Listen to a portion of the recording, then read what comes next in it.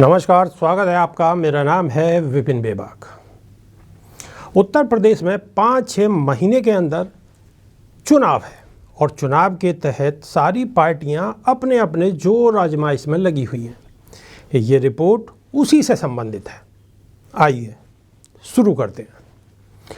उत्तर प्रदेश विधानसभा चुनाव में करीब 20% मुस्लिम मतदाताओं का क्या रुख होगा? कौन सी पार्टी मुसलमानों की पहली पसंद होगी? अखिलेश यादव की समाजवादी पार्टी या मायावती की बहुजन समाज पार्टी? जयंत चौधरी की राष्ट्रीय लोकदल, असदुद्दीन ओवैसी की ऑल इंडिया मजलिस-ए-इत्तेहादुल मुस्लिमीन या डॉक्टर अय्यूब की पीस पार्टी, कांग्रेस या फिर कुछ हद तक ही सही बीजेपी? हम इस वीडियो में इस सवाल का जवाब तलाशने की कोशिश करेंगे। सबसे पहले बात करते हैं समाजवादी पार्टी की। उत्तर प्रदेश की राजनीति पर नज़र रखने वालों का मानना है कि मुस्लिम मतदाताओं की पहली पसंद समाजवादी पार्टी रही है। यही कारण है कि समाजवादी पार्टी की यूपी के मुस्लिम मतदाताओं के बीच अच्छी पहट मानी जाती है।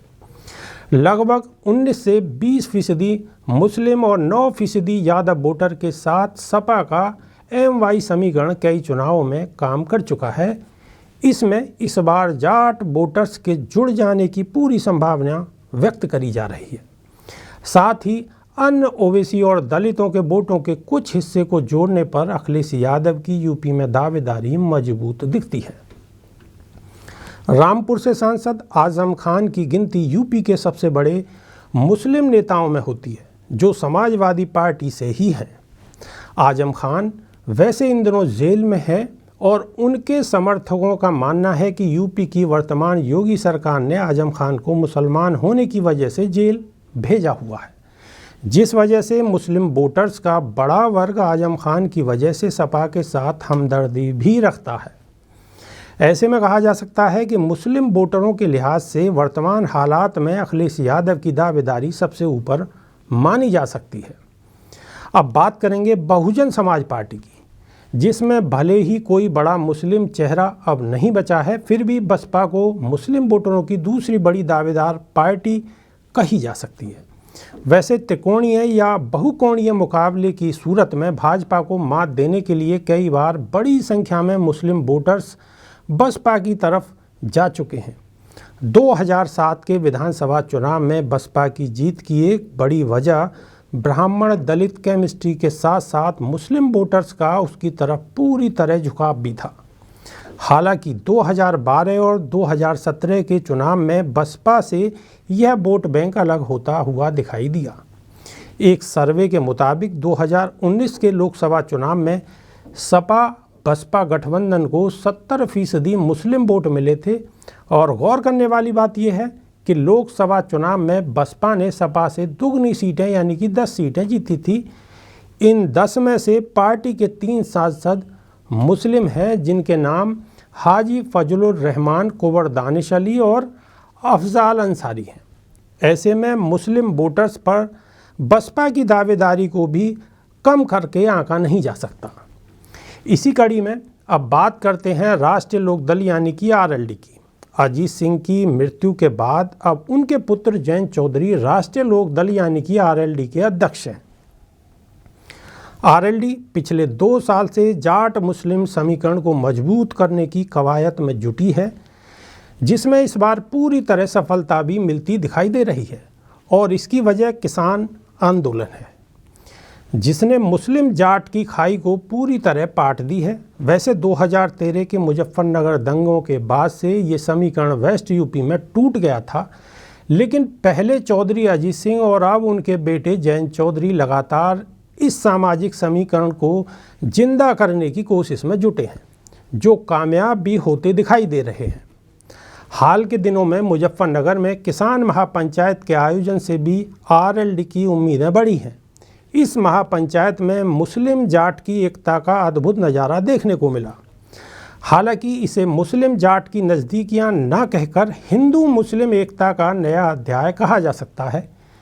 इसे इस तरह से भी कहा जा सकता है कि सपा RLD गठबंधन के साथ यूपी, खासकर वेस्ट यूपी में मुस्लिम जाट, यादव और दलित एवं ओवैसी के एक वर्ग का ऐसा समीकरण बनता दिखाई दे रहा है, जिसके सहारे सपा आरएलडी गठबंधन को आगामी विधानसभा चुनाव में कामयाबी मिल सकती है। अब बात की जाए ओवैसी की पार्टी एआईएमआईएम की। उत्तर प्रदेश में इस बार के चुनाव में असदुद्दीन ओवैसी भी मुस्लिम वोटरों पर अपनी पुरजोर दावेदारी जता रहे हैं। ऑल इंडिया मजलिस इत्तेहादुल मुस्लिमीन के अध्यक्ष ओवैसी लगातार यूपी का दौरा कर रहे हैं। उनकी पार्टी 100 सीटों पर चुनाव लड़ने का ऐलान भी कर चुकी है। इन कवायतों से समझा जा सकता है कि ओवैसी यूपी में मुस्लिम वोटों के दावेदार हैं, पर मुस्लिम वोटर्स किस हद तक ओवैसी की पार्टी की तरफ जाएंगे, इसको लेकर अभी तस्वीर साफ नहीं दिख रही है। भले ही ओवैसी की पार्टी को बिहार में 5 सीटें मिली हों, पर पश्चिम बंगाल में उनकी पार्टी का खाता भी नहीं खुल पाया था। इसलिए ये माना जा सकता है कि ओवैसी की पार्टी की तरफ मुस्लिम वोटर्स शायद न जाएं, क्योंकि उनकी पार्टी को अगर मुसलमानों का वोट मिल भी गया तो इससे भाजपा को हार नहीं बल्कि उसे इसका फ़ायदा ही मिलेगा। पूर्वांचल में एक पार्टी बनी थी, पीस पार्टी। कभी इसका असर गोरखपुर, संत कबीर नगर से लेकर वाराणसी और आजमगढ़ तक पूर्वांचल के कई जिलों में था। पूर्वांचल की मुस्लिम बहुल सीटों के कुछ हिस्सों में जनाधार रखने वाली पीस पार्टी के राष्ट्रीय अध्यक्ष डॉक्टर अयूब हैं। मेडिकल पेशे से ताल्लुक़ रखने वाले डॉक्टर अयूब ने BHU से मास्टर ऑफ सर्जरी की पढ़ाई की है। डॉक्टर अयूब का नाम कई बार विवादों में भी शामिल रहा है, लेकिन पीस पार्टी का असर इस बार मुस्लिम वोटर्स पर पड़े ऐसा लग नहीं रहा है। वैसे भी पीस पार्टी कुछ खास इलाकों में ही असर रखती है। रही बात कांग्रेस की, तो मुस्लिम वोटर्स कांग्रेस की तरफ जाएं, इसकी संभावना कम ही दिखती है। इसकी सबसे बड़ी वजह यह है कि उत्तर प्रदेश में कांग्रेस की हैसियत ऐसी नहीं है कि वो भारतीय जनता पार्टी को शिकस्त दे सके। इसलिए मुस्लिम मतदाताओं का झुकाव कांग्रेस की तरफ कम ही दिख रहा है। और अंत में बात भारतीय जनता पार्टी की कर लीजिए। केंद्र और यूपी में भाजपा की ही सरकार है, पर जिस तरह से मुसलमानों के प्रति भाजपा का रवैया रहा है, उससे मुस्लिम मतदाताओं का आकर्षण भाजपा की तरफ हो ऐसा बिल्कुल भी नहीं लग रहा है। हालांकि खुद प्रधानमंत्री ने सबका साथ, सबका विकास, सबका विश्वास का नारा दिया है, लेकिन मुसलमानों की शिकायत ये है कि केंद्र से लेकर किसी भी भाजपा शासित राज्य में मुसलमानों को दूसरे दर्जे का नागरिक समझा जाता है। हालांकि कई मौक़ों पर भाजपा को 10 से 15% मुस्लिम मतदाताओं का समर्थन भी मिला है, लेकिन जिस तरह से भाजपा सरकार ने मुसलमानों के प्रति रवैया अपनाया है, उससे इस बार मुस्लिम मतदाताएं कुछ प्रतिशत के रूप में भाजपा की तरफ जाएं, ऐसा तो बिल्कुल भी नहीं लग रहा है। तो ये था हमारा आकलन उत्तर प्रदेश विधानसभा चुनाव के मद्देनज़र। मुस्लिम मतदाताओं के रुझान पर जो समय से पहले का आकलन कहा जा सकता है, क्योंकि अभी विधानसभा चुनाव में लगभग 5 से 6 महीने का समय बाकी है। फिर भी ये एक रास्ता तो दिख ही रहा है। अंत में बस इतना ही कहा जा सकता है कि आगे आगे देखिए होता है क्या। बहुत बहुत धन्यवाद। नमस्कार।